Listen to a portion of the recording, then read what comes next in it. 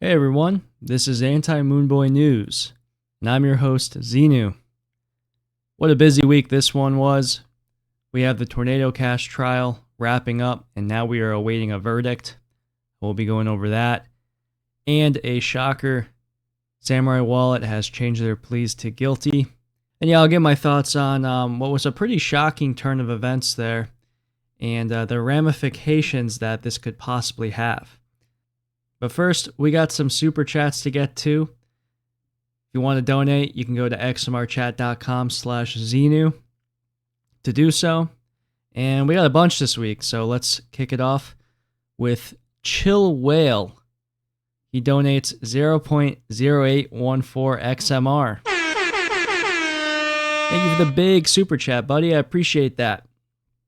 And he says, if a malicious mining pool succeeds in capturing well over 50 blocks found for every 100 for a period of, say, several hours or days, how serious even is this? It seems that many are assuming that this would be all over for Monero. Well, thanks again for that super chat. And yeah, that's the $1 million question, right? And it's a pretty loaded one too. Is it serious? Yes. A 51% attack is very serious. And it would really, it would introduce a lot of earned skepticism towards RandomX. And a lot of people wouldn't trust the CPU mining that we really pride ourselves in, right? Like RandomX, I would say, is one of the tenets of Monero. It's something that we're very proud of. And a part of that is because it is one CPU being one vote, right? And, you know, with the rise of ASICs over time, it has eroded that kind of concept where, you know, the common man can mine a cryptocurrency. Like that's a foreign concept to people who, you know, buy and hold Bitcoin. But in Monero, you can right now with your computer mine Monero. And yeah, you're not going to get like a lot in return, but you can get like a fairly, you know, reasonable gain if you just leave your, for example, if you have a gaming computer that you built, just leave that running when you're sleeping, right? And you can over time like earn back on your computer. That's what I do. And I actually don't even use P2 pool. I just solo mine. It's basically a lottery ticket. I've never won, but it's fun.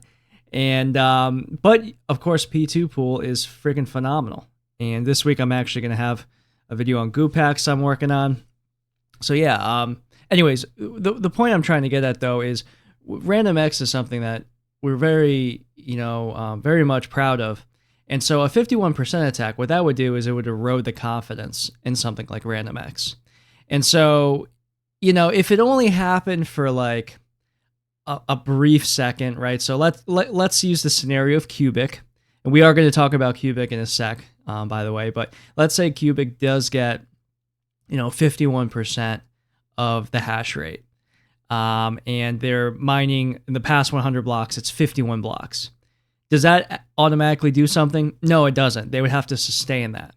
So if it's only for like, you know, like an hour, maybe, not really the end of the world.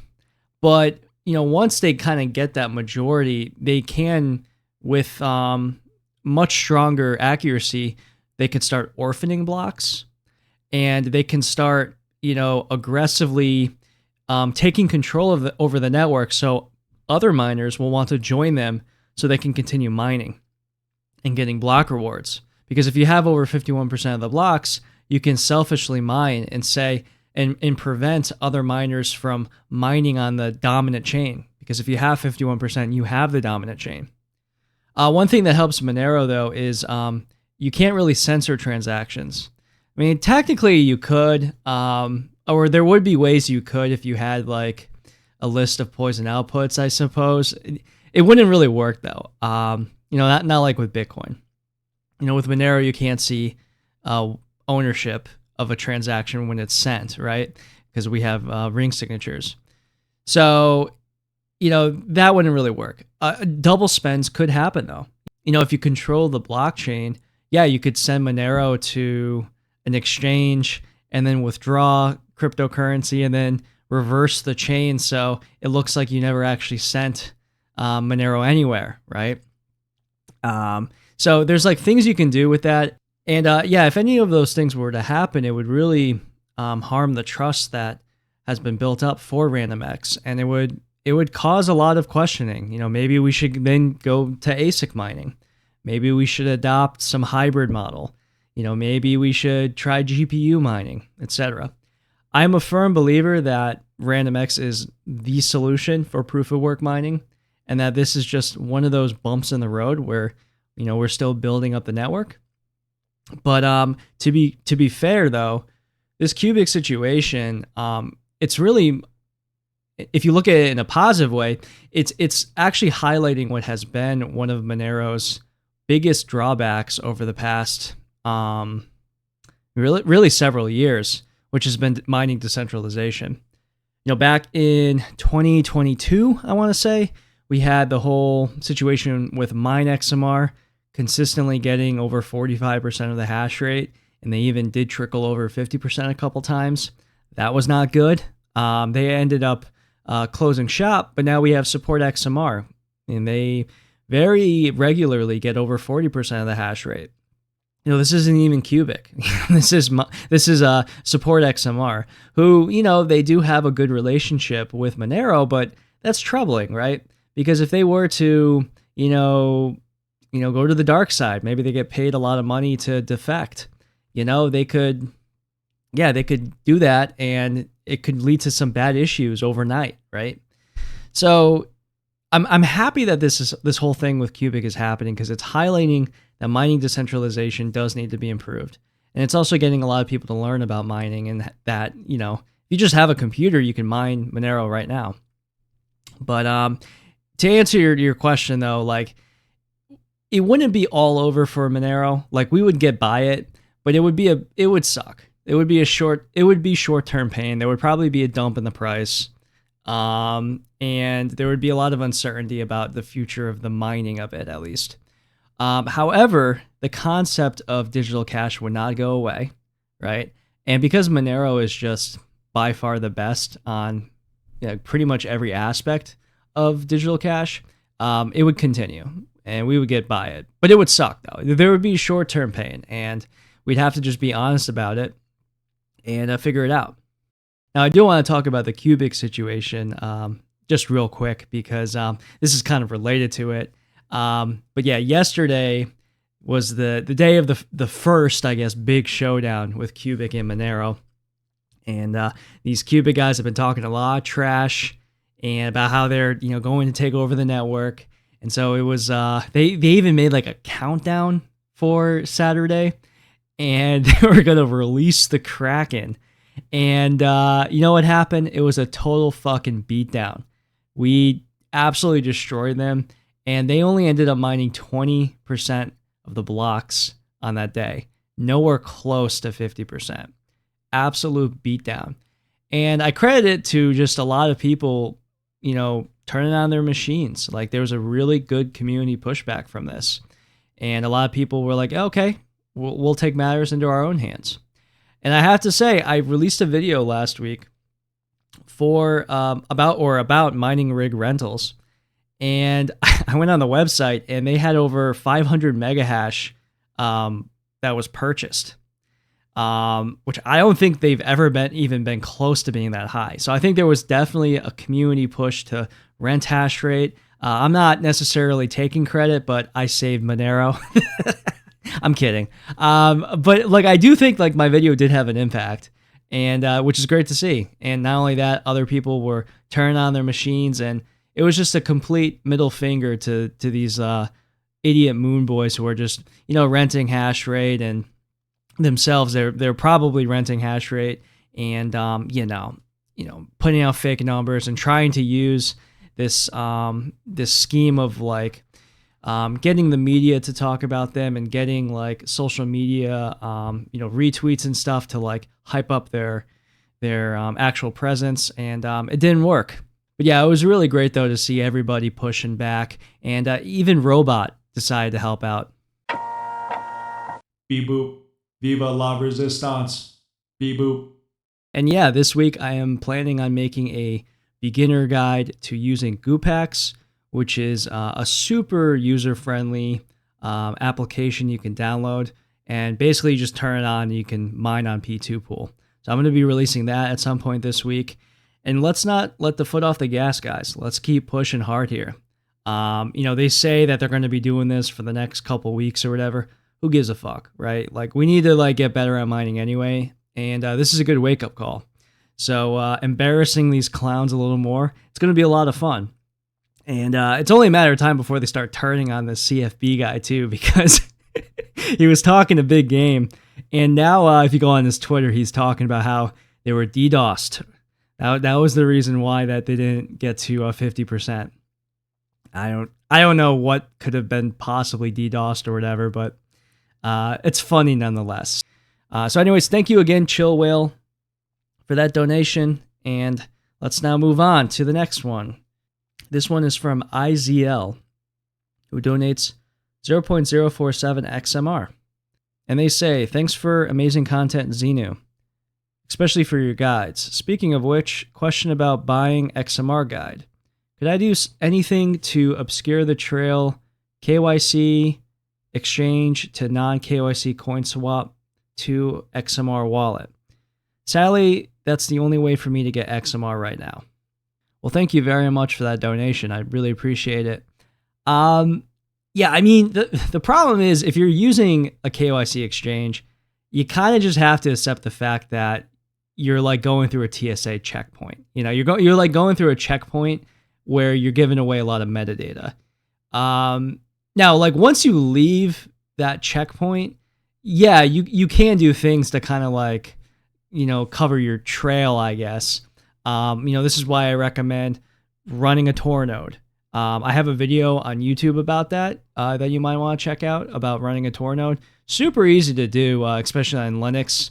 But even on Windows, if you download something like Feather Wallet, they have Tor built into it. So you can just connect to a Tor node and you'll be using Tor through your wallet. So that's something you can do. When you access one of these Coinswap sites, don't use the same IP address you would use to access the Coinswaps, or excuse me, the KYC exchange. So for example, if you go to, Truckador or whatever, use a VPN, if you have a VPN. So you want to obfuscate, something like that if you can. Also, instead of using a Coinswap, you can use a decentralized peer-to-peer service. RioSwap, for example, is fantastic. I would recommend that. Unstoppable Wallet, I would check out if I were you. Bisq as well. Check out kycnot.me and kind of, look through the options there. Obviously, once you get from the Coinswap to your XMR wallet, I mean, there's really not much that can be done. I do go into more detail on, types of metadata attacks that can be used against somebody. But yeah, at that point, I would argue that you're pretty much in the weeds. But unless you have a much more, unless you're a highly sought after criminal, then all the rules get thrown out the window, right? And this is part of the frustration I have when, someone who's running a major drug operation gets caught and they were using Monero. It's yeah, they were running a fucking drug operation. They have a ton of eyes on them, right? So that goes beyond Monero. But if you're just being smart, the fact that you're using Monero to begin with, you're already well above the herd. So I would recommend then just the simple way is to try to use Tor, use a VPN, and yeah, that's what I would recommend. Okay, next up we have two donations that are kind of linked, so I'm going to read them together. We had one from XMR Supporter, who donates 0.0151515 XMR.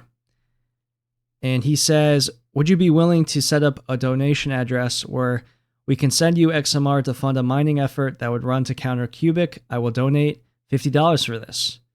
And then we have a donation from Lazy Boy Who Wants to Help. Okay, and he donates 0.0282 XMR. And he says, hi, I'm too lazy to rent hash power, but can I just send you XMR and you do it? That's a good idea. Okay. Well, thank you for the donations, guys. So like, if you want to do that, I will be happy to help. Email me at zenu@antimoonboy.com. Zenu@antimoonboy.com. Send me an email and say, hey, I just donated to your channel. Look at the YouTube description or my Twitter profile page. There you'll find my donation link. Hey, I just sent you this donation. Can you put that towards mining or whatever? And I will take that and I'll send it over and buy some hash rate to help.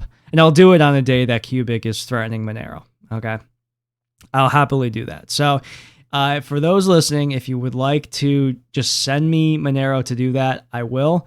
But it has to be like a decent amount. Like if it's only like, like 0.01 XMR, I'm not going to like go through the trouble of like, transferring that over using Tradeogre and all that. It's not going to happen. But but if you send me like, $50 worth, I will absolutely go through that process and do that for you, because I think every little bit helps. I really do.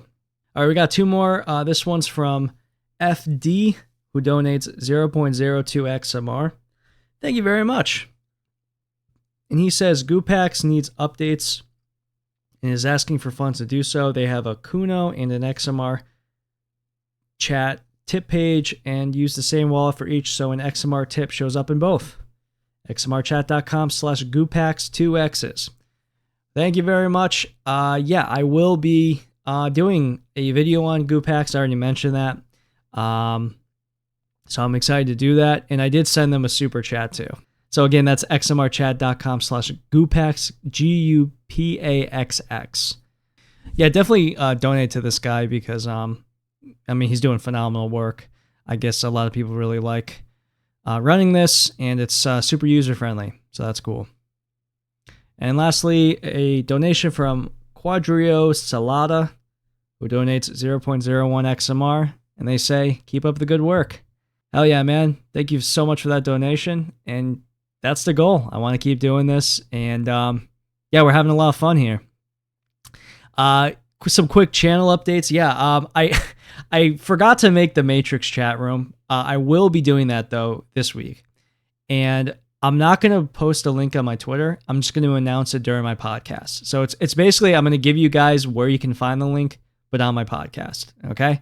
And the reason I'm doing that is because I only want the people who are like fans of the show to know about this. So don't tell anybody how to join the room or anything. It's just going to be our secret, okay? But it's going to be a Matrix room, and I don't know. It might end up being a room that nobody uses. I don't really particularly care. We're going to try it out though. And really the only rules is just don't be a dick, okay? And I think we can get away with that when we have like a small core of people. So that should be fun. I have been keeping up with my promise of making external videos every week, not related to Anti Moonboy news. We'll be doing more of that this week, and just because of the minings and how that is all looking, definitely going to be mining related this week with the Gupaxx video. And we'll be doing that, and we'll probably have some other user-friendly videos as well in the future. I do want to make a video about running a node. That'll probably be next week. Also, my merchandise. We're still selling t-shirts. If you go to antimoonboy.com/merch, you can order a t-shirt for $30. These shirts are high quality, and I have 10 people who reviewed me on XMR Bazaar, and I have all 5-star reviews, and everybody really likes the t-shirts. Again, it's really high quality stuff. I like wearing them. So definitely do that if you want to donate to the show and get something back that you can wear, and you can wear it without feeling like a total dweeb. Well, maybe you will. I don't know. So anyways, that is channel updates, and we're now going to go switch over to Tornado Cash. So it was week 3 of the Tornado Cash trial. And yet again, I have to give a big shout out to The Rage. Easily the best crypto journalism platform out there. I used them this entire trial to get all my information on this because nobody else is covering this. So big shout out to Lola Leets and David Z. Morris and all the other people involved with the rage. Their work is tremendous. And I hope there's a future where I'm not just, leaning on them for, most of my, content on like important information. Because the general crypto media is such garbage. I mean, look what happened this week. They spent a couple days talking about, Qubic 51% attacking Monero and stuff. It's just like, it's complete garbage. But fortunately, we have the rage for now. And I am dreaming of a future where we have, a whole, dozen of different sources that we can, cite and we can look at. We'll know that crypto is mature once we get to that point. It was a big week, though, with Tornado Cash and the shocking news of Samourai Wallet, which we'll talk about later. Which really, took me and I think everybody else by surprise. So last week, what the prosecution was really trying to do was hammer in the idea that Roman Storm was a bad actor, and he saw that privacy was a need for something like Tornado Cash, and so in doing so, he developed Tornado Cash to profit from criminal activity. And to kind of like push that narrative, they, had that picture of him with the washing machine t-shirt. And, they were really, bringing in a bunch of witnesses who were scammed. And they're saying like a lot of these people use Tornado Cash, even though that was disputed in certain cases. Doesn't really matter, right? They're highlighting criminals exist. Criminals use their product. Therefore, this guy's a criminal. It's a really dumb argument, but this can work in front of a jury if you do it in the right way. Meanwhile, the defense, they decided to respond this week by bringing forward different people that, pushed against that and who used Tornado Cash for purposes that weren't criminal at all. They were just regular people, which is key because the majority of the people who use Tornado Cash are like that. Yes, criminals use Tornado Cash, but also regular people do. Now, 2 witnesses pled the fifth this week. And basically what that means is they didn't testify because they didn't want to incriminate themselves, which is a right that you have in the United States. So reading off the rage here. There was this investment company called Dragonfly Capital, and they had invested a lot into the parent entity of Tornado Cash. And this guy, Tom Schmidt, he invoked the Fifth Amendment because he was concerned about self-incrimination. However, in the Friday hearing, lead prosecutor Thane Wren pointed at the possibility of prosecuting Schmidt and the unnamed others at Dragonfly while ordering the section of the public transcript sealed. On Monday, however, the government appeared to reverse itself, insisting that it has no plans to target Dragonfly executives, though it's unclear whether that will alter Schmidt's resistance to testify at this late point. This all gives the impression of rough play by prosecutors who are from one angle using the threat of legal risk to stop the investor from testifying. So there's this kind of thought that the prosecution was like kind of pushing that they were going to investigate Dragonfly if they would have testified. And because of that, Dragonfly said Dragonfly pled the fifth. But it goes on to say that there were also similar tensions swirled around another witness for the tracing firm Chainalysis, whose anxieties about testifying were apparently heightened by a phone call from prosecutors. According to the defense, the witness has confirmed that she would be making use of her right to the Fifth Amendment, meaning that she will not be testifying to certain events to avoid self-incrimination. The defense implied that there may be criminal exposure implied, likely by the fact that Chainalysis itself ran a relayer on Tornado Cash. The government previously suggested that Storm had been in a conspiracy not just with the indicted co-conspirators, but also with the relayers. So basically, because Chainalysis was running their own relayer, wouldn't they also be found liable if Tornado Cash is found to be, guilty? So there's a lot of like posturing here, a lot of legalese stuff going on, and I guess this was like ongoing throughout the trial. And we saw this last week too, with the way that they're trying to strike certain things from being said in court. For example, they don't want to talk about how this is a privacy rights issue, which makes no sense because it is. But they don't want to talk about that, nor do they want to talk about KYC or arguing for KYC, even though one of their witnesses argued for an account-based system, which is literally KYC. But so there's like a lot of like semantics and, you know, legal bullshit basically. But this is kind of what's been ongoing. So week 3 was no different. So the first major witness was Matthew Edman of Naxo, a blockchain and cybersecurity expert who had been tasked with analyzing Tornado Cash's technology, funding mechanisms, and governance. Edman began with a broad overview of the basics of Ethereum and the blockchain technology for the benefit of the non-expert jury. He gave a rough technical overview of Tornado Cash's system of deposits and secret note withdrawals. And he was brought forward to kind of combat the prosecution's characterization that PepperSec, which is the parent company of Tornado Cash, effectively controlled and managed Tornado Cash and should have intervened once they knew that it was used for illegal money laundering. So again, the prosecution, they're trying to like make it clear that Tornado Cash could have like done something here. And this guy was brought in to kind of say, no, they really couldn't do anything. And the article goes on to say, but Edman helped the defense draw a clear distinction between the UI and the thing you access, using a Google search bar as a familiar example, then demonstrating that Google search can be accessed without using Google's homepage. This question of the front end under the founder's control has become an incredibly arcane technical knot for lawyers and presumably the jury. For instance, the prosecution has argued that the router software that directed traffic through the front end to the correct Tornado Cash contracts and pools was under PepperSec control, meaning that they could have altered them to new contracts that blocked or tracked criminal users. But the defense has countered that the voting DAO's approval was required, at least by February 2022, to alter these routers. Furthermore, Edman also discussed a more substantive Chainalysis Sanctions Oracle, which was integrated into the Tornado Cash interface in March of 2022 to flag and block individual sanction addresses.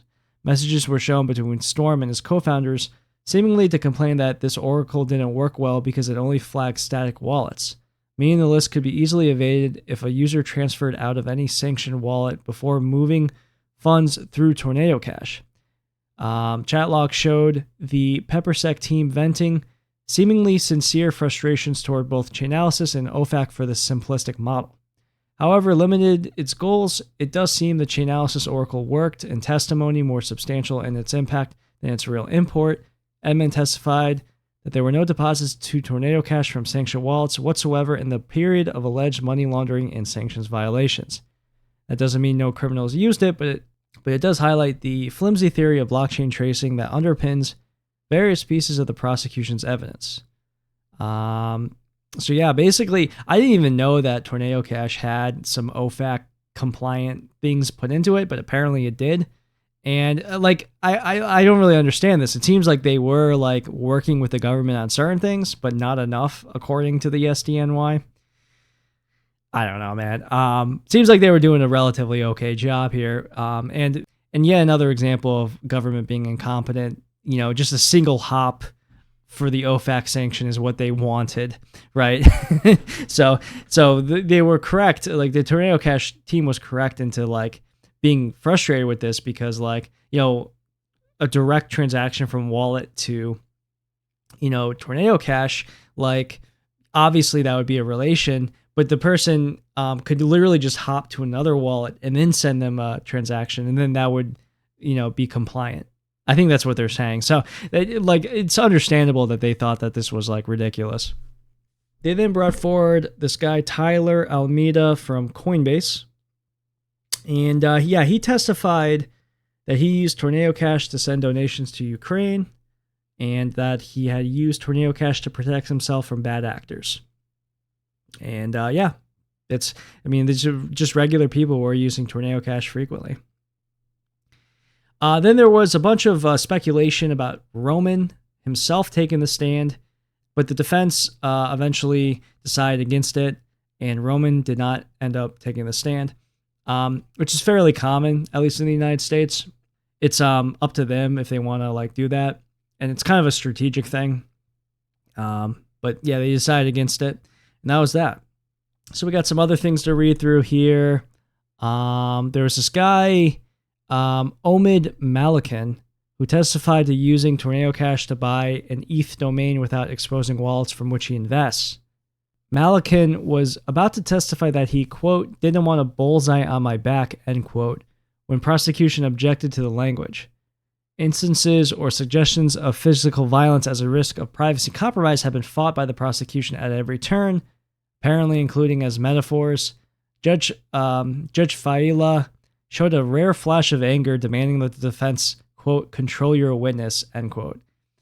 The problem with this, though, is like, this actually is a legitimate concern, though. Like, we have seen wrench attacks.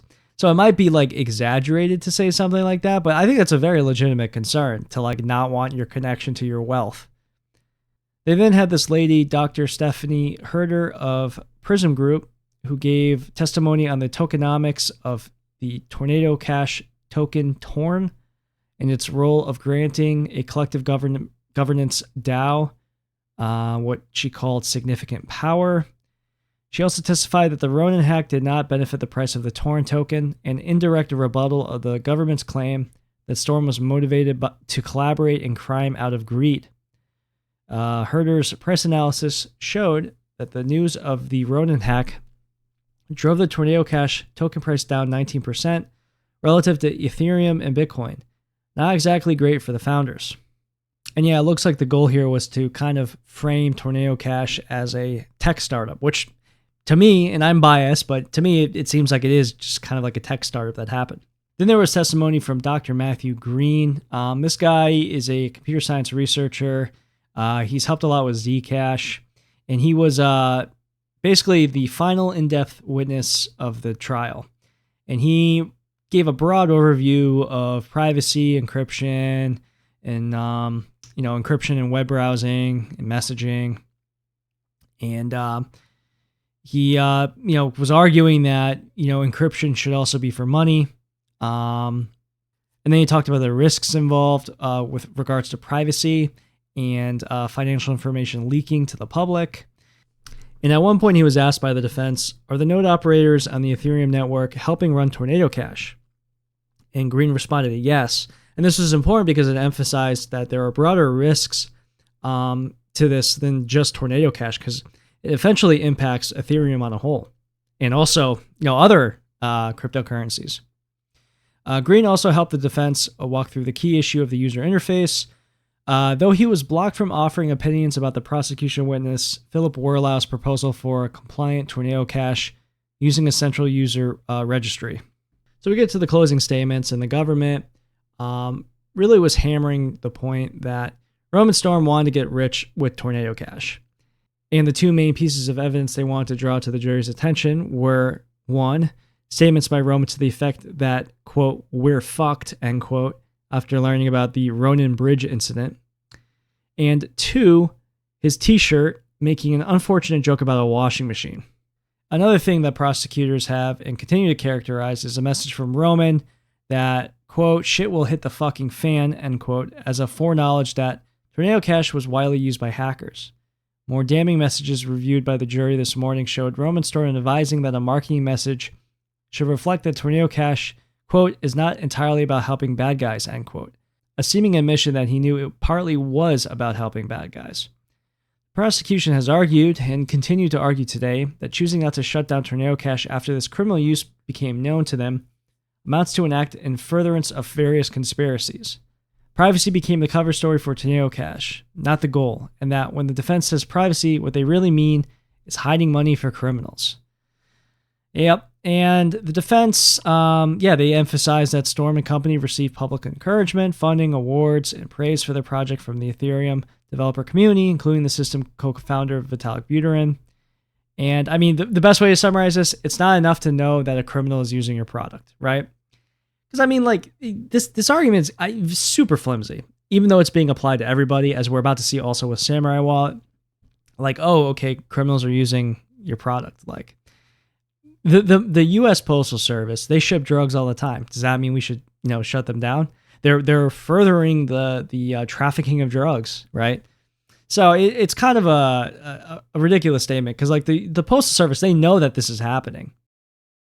Oh, and I forgot to point this out too. There was another chat that was mentioned where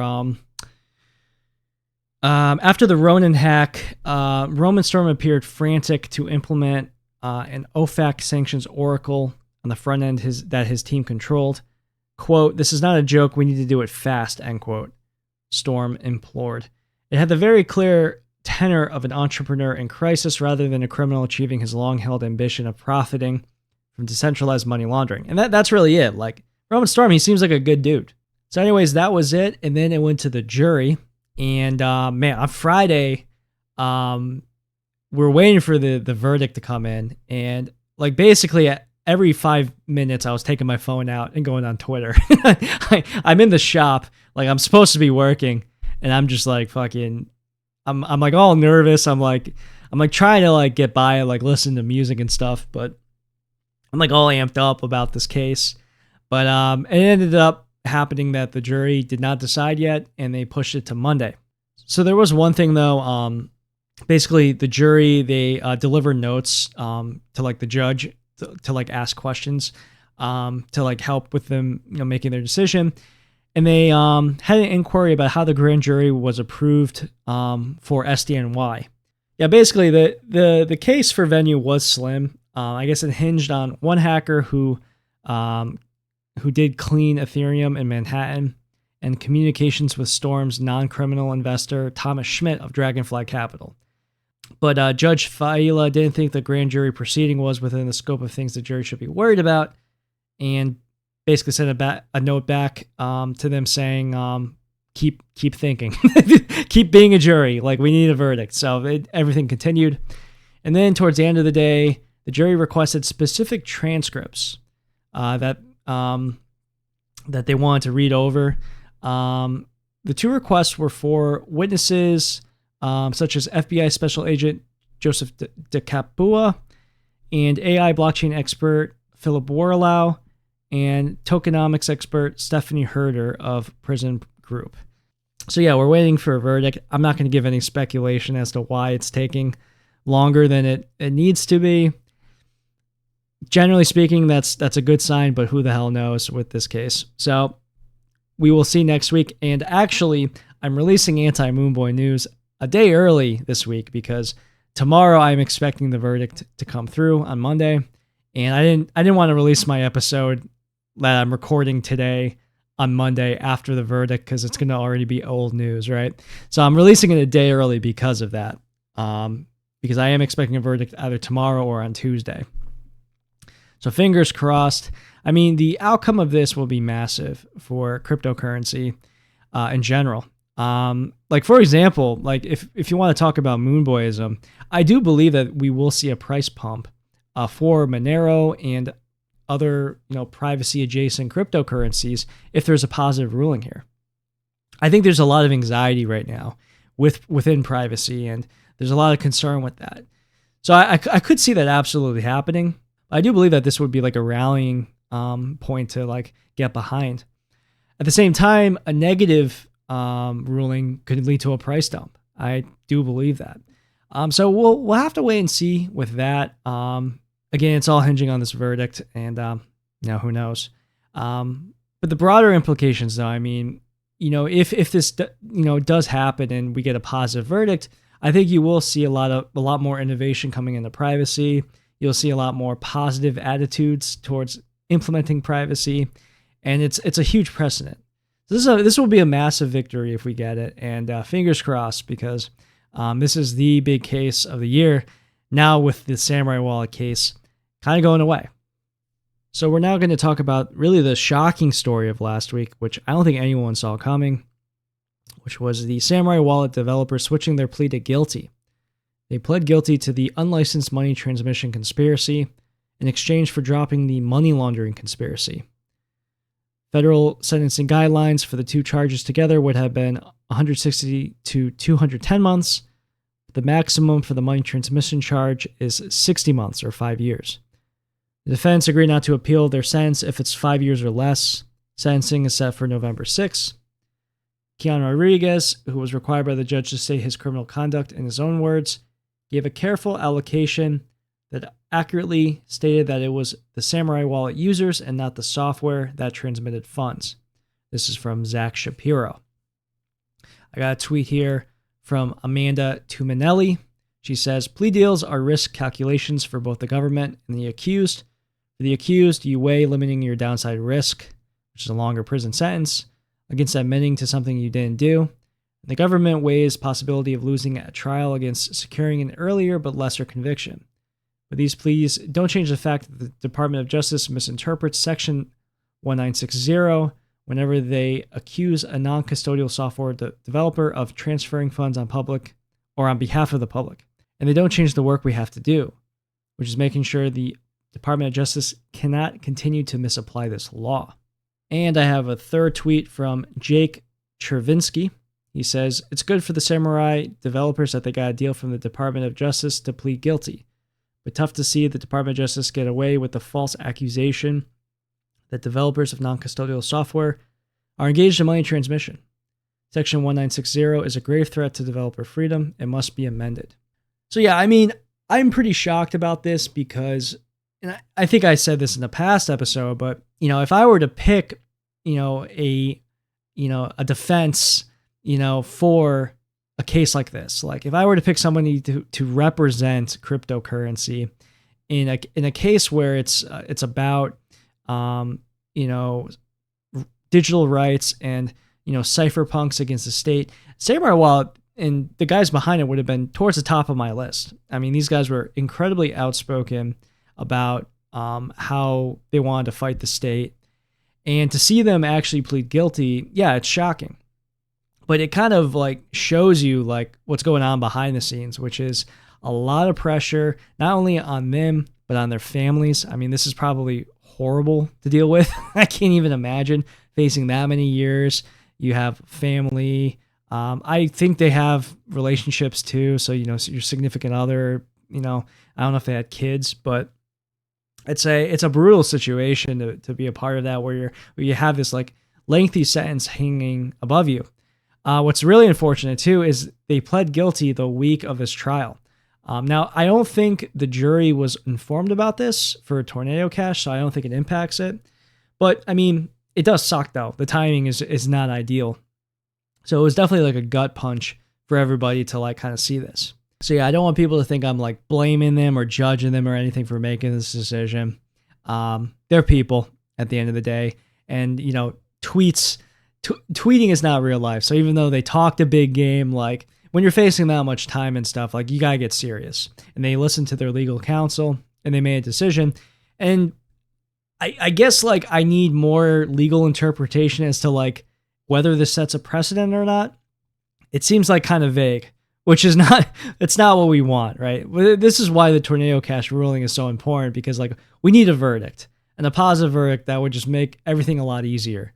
But like no verdict in this situation, it's not making things easier. It's just making things even muddier and more confusing. And it's kind of hanging this Section 1960 over everything, right? Now, I have a personal theory as to why this happened. I don't know if this has been really talked about, but my assumption as to why they took the guilty plea is because they were vocally very arrogant and probably unlikable to juries.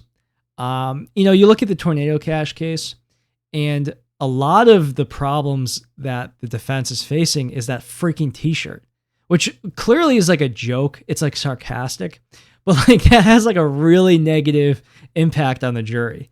Because the jury's looking at this and like, oh, he knew, like he was profiting off of it, which, you know what I mean? Like, I guess he did have these Tornado Cash tokens and he became rich over time, right?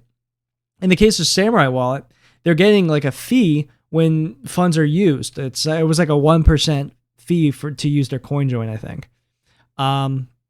So like they're getting a kickback. So if they're aware that crimes are happening on their blockchain, I can see that argument. I don't agree with it, but I can see why the prosecution would argue this.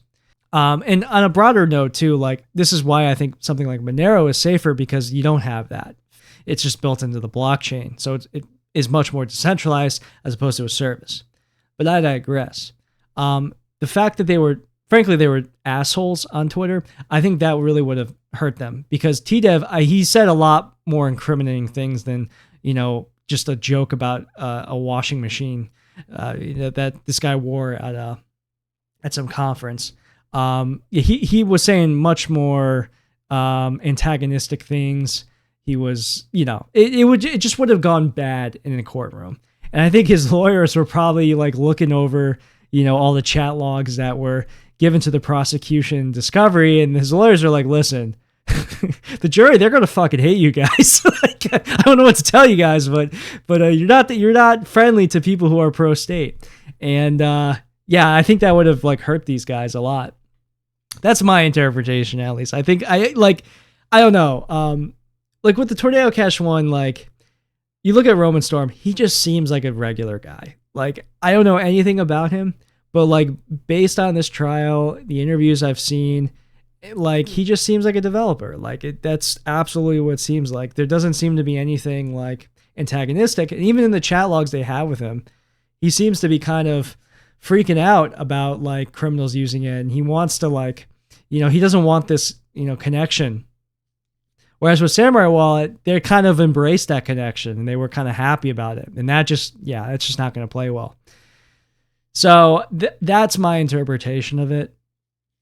And maybe their lawyers kind of persuaded them. This is totally speculation, by the way, but like, I think the lawyers were like, listen, we don't want to lose this case because it would be even worse for decentralization and privacy rights. So if we take this plea deal, we don't lose necessarily, and we get a lesser sentence, and we kind of just save face. And I think that's what happened. We will see, though. I know we're going to be hearing more about this in the future, but that's just my thoughts on the matter. And it sucks, though. We don't like to see them get sentences, and it's unfortunate. So anyways, we will not, I guess, be having another trial this year, as far as I know. I was looking forward to having another, 3 weeks of coverage like I'm doing with Tornado Cash. But apparently that's not going to happen. So, okay. Let's move on to the news. We have a couple tidbits to get to, and then we're going to wrap it up. First off, Tradeogre is down and possibly gone. Not a lot of news about this. It's very odd. Last week we had Majestic Bank shut down kind of suddenly and without explanation. And this week, Tradeogre, they went down. No explanation. They didn't put out a statement like Majestic Bank. Very peculiar. I hope there isn't some sort of government takedown. I mean, I've been saying this for a while, though, that I do believe that they're going to start to go after non-KYC websites. And Tradeogre, they've been around for a long time. So if they weren't providing certain information about certain, user information or whatever, if they weren't playing by the rules, I have a feeling they were targeted. That's my guess. But it's been now a couple days, I think 3-4 days now. And no one has any information about them. So a little suspect. I don't know what to say about that. Next up, we have the furtherance of KYC expansions. That being now YouTube saying that they are building some sort of AI to tell if somebody is under the age of 18. So this is from the YouTube blog. It says, people come to YouTube to learn and be entertained. This is true even for the youngest audiences. And it's why we remain laser focused on making sure that we have a safe and age appropriate experience. For 10 years ago, we launched YouTube Kids. 4 years ago, we implemented supervised accounts for preteens and teens. Back in February, we shared that we would soon introduce technology that would distinguish between younger viewers and adults to help provide the best and most age-appropriate experiences and protections. Over the next few weeks, we'll begin to roll out machine learning to a small set of users in the United States to estimate their age so that teens are treated as teens and adults as adults. We'll closely monitor this before we roll it out more widely. This technology will allow us to infer a user's age and then use that signal, regardless of the birthday and the account, to deliver our age-appropriate product experiences and protections. We've used this approach in other markets for some time where it is working well. We are now bringing it to the United States, and as we make progress, we'll roll it out to other markets. We will closely monitor the user experience and partner with creators to ensure that the entire ecosystem benefits from this update. We will use AI to interpret a variety of signals to help us to determine whether users over 18. When the system identifies a teen user, will automatically apply some protections, including disabling personalized advertising, turning on digital well-being tools, adding safeguards to recommendations. If the system incorrectly estimates a user to be under 18, they will have the option to verify they are 18 or over, such as using a credit card or a government ID. We will only allow users who have been inferred or verified as over 18 to view age-restricted content that may be inappropriate for younger users. Now, basically, everything I read in that blog post was completely irrelevant up until what I just read at the very end there. So I'm going to repeat that. Again, if the system incorrectly estimates a user to be under 18, they will have the option to verify they are 18 or over, such as using a credit card or government ID. We will only allow users who have been inferred or verified as over 18 to view age-restricted content that may be inappropriate for younger users. I mean, that's it. Yeah, I mean, this is really what's happening. We're starting to see a rollout, relatively coordinated from what I can see, where you're going to have more and more apps ask for KYC information. And eventually, this is going to lead to basically a license that we're going to have linking our identity, probably to an IP address. I think this is the most logical thing that would happen, where you can only you have to present an ID whenever you use anything. Why not have a digital ID? And this is probably going to be pushed in a lot of cases to protect kids from things. The ClearNet as we know it today is so much different than the ClearNet that we knew 10 years ago. And 10 years in the future, it's going to be completely different. And websites that we have right now where we can freely browse, they're not going to really exist anymore. This is why I encourage my viewers to subscribe on Rumble or Odyssey if you haven't yet.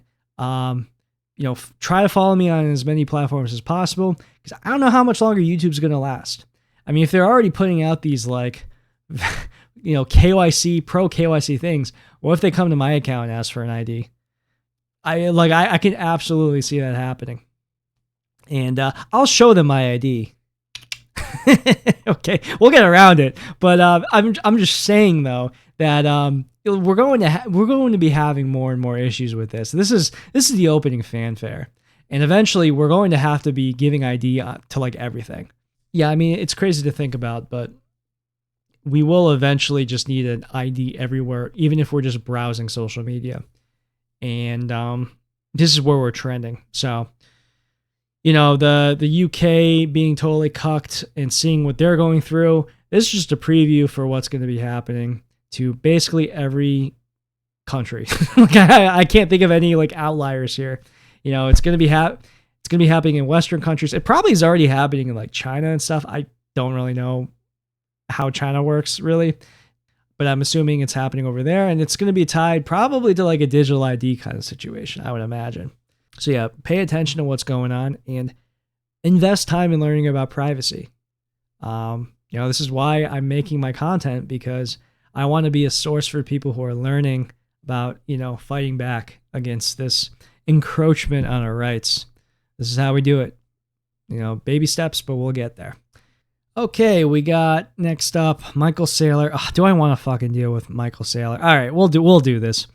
He had another conference call for MicroStrategy, and he was again asked about proof of reserves, and we're going to listen to his answer. All right, so this is Michael Saylor talking about proof of reserves. Would proof of reserves be an element that would make sense for the company at this point? Fong, do you want to take that? No, I think you can take this one, Mike. Okay. We're studying it, and we're working on responsible ways that we could provide that transparency. And we're considering it in the context of our audits and our own security issues and controls and the scale of our operation.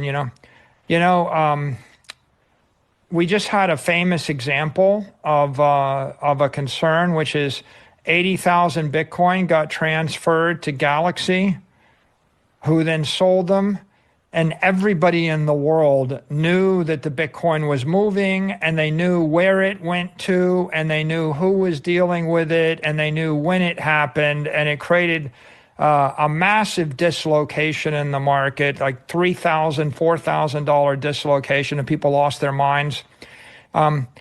We would like to not be in a situation where a routine custody reshuffling creates the same degree of chaos and dislocation, because when you're a large multinational, you do a lot of stuff for a lot of different reasons, and if everybody on Twitter is or on X is obsessing over every time something moves from wallet A to wallet B for any particular reason, it could be let's say counterproductive.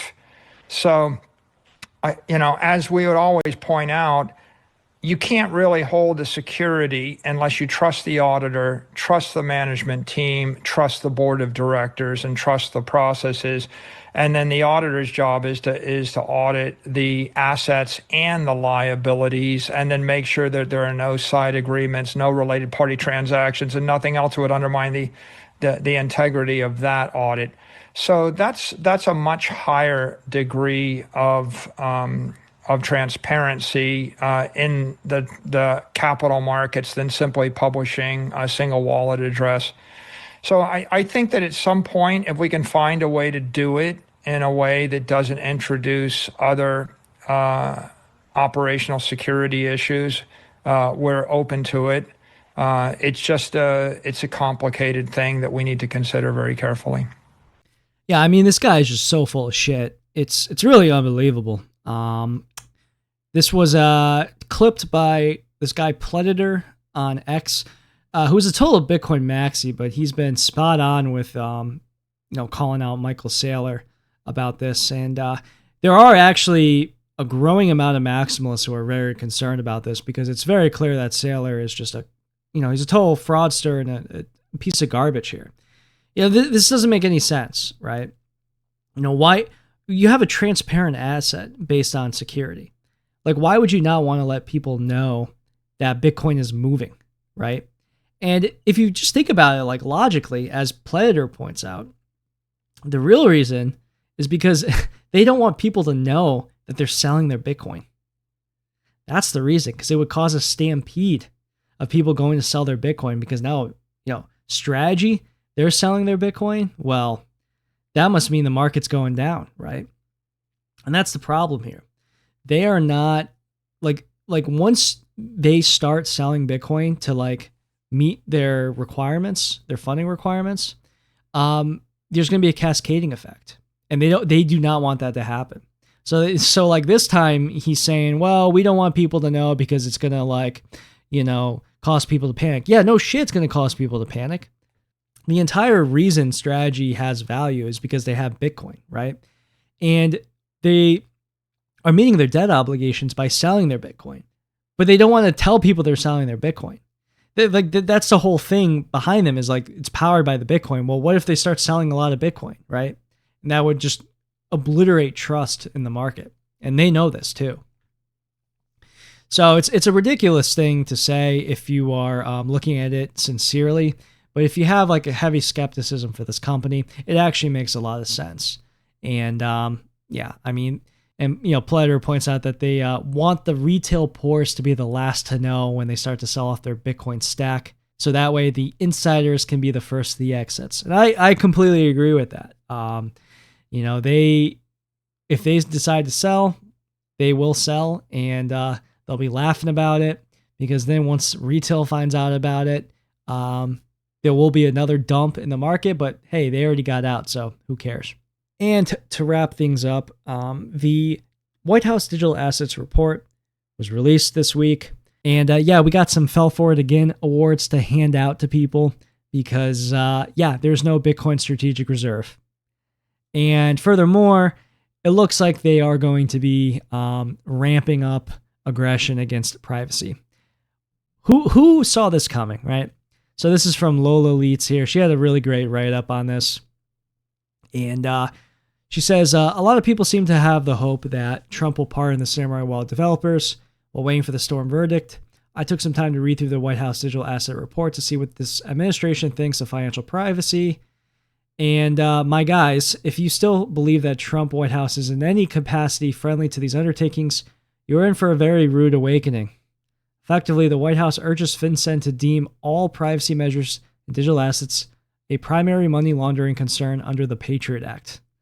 This includes single-use addresses, wallets, and amounts, swapping between networks and chains, mixers, obviously, pooling or aggregating cryptocurrencies from multiple wallets. Many will say, oh, but there's so much good language in the report as well, like the protection of self-custody. That's true, but the protection of self-custody is contingent on the lawful exchange of assets between users. That's why the White House additionally urges Congress to expand the Patriot Act and amend the Bank Secrecy Act to cover DeFi services.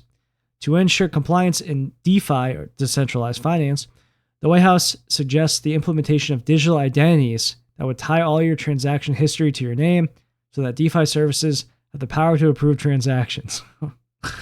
Even when implemented with ZK proofs, as the White House suggests, this would effectively turn a permissionless system into a permissioned one. Yeah, this is kind of a running theme where KYC everything. This is what the government wants. So they want KYC everything for digital identities, and this is going to spread to finance.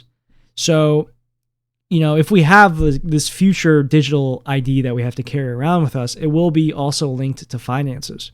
And if you're not, presenting that digital ID, when you're using cryptocurrency, you'll be committing a felony or whatever. You'll be money laundering. And obviously that'll be determined as illegal. Let's see here. So this is from the actual White House Digital Assets Report. FinCEN's mixer rule would deem any transaction facilitated in a manner that obfuscates the source, destination, or amount involved in one or more transactions a primary money laundering concern, regardless of the type of protocol or service used, such as pooling or aggregating cryptocurrency from multiple persons, wallets, addresses, or amounts. So that would be like Tornado Cash, Samourai Wallet. Or using programmatic or algorithmic code to coordinate, manage, or manipulate the structure of a transaction. I mean, that's very broad, but I think that would impact Monero, right? Furthermore, splitting cryptocurrency for transmittal and transmitting the cryptocurrency through a series of independent transactions. So that's definitely like mixing services. Furthermore, creating and using single-use wallets, addresses, or accounts, and sending cryptocurrency through such wallets, addresses, or accounts through a series of independent transactions. I mean, that could impact, things like atomic swaps, right? It's single-use addresses through multisig. That would, in this case, fall under this primary money laundering concern. Next up, we have exchanging between types of cryptocurrency or other digital assets. Coinswap services. They're going after these. I mean, every Coinswap service on the ClearNet will be attacked soon. If not, it's already happening with Majestic Bank going down in Tradeogre. I wouldn't be surprised.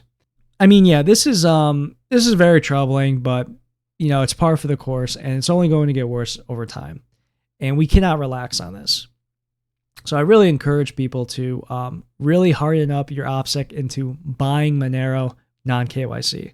If you haven't figured that out yet, you really need to just take some time to do it. And this is part of why I'm making more user-friendly videos. I will be having a video on RitoSwap as well. It's kind of been put on the back burner with the whole Qubic shit show going, but I will be having a video on RitoSwap, Basic Swap. We're going to be covering all that on this channel. So yeah, if you haven't yet, subscribe to my YouTube, as well as my Rumble and Odyssey, and join the Anti Moonboy cult. We'll be happy to have you here. But we've now reached the end of the episode. Thank you guys so much for listening. Start the prayer circle now for Tornado Cash. We need this victory, guys. We need a white pill. I mean, it's going to be like the end of Star Wars where everyone sees the fireworks. That's what the scene's going to be like. I'm manifesting that right now, right? I'm manifesting that. thinking about it right now. So anyways, I'll see you guys next week. You can send a super chat to xmrchat.com/Xenu. Or if you want merch, go to antimoonboy.com/merch. So yeah, thank you guys so much, and I'll see you guys next week.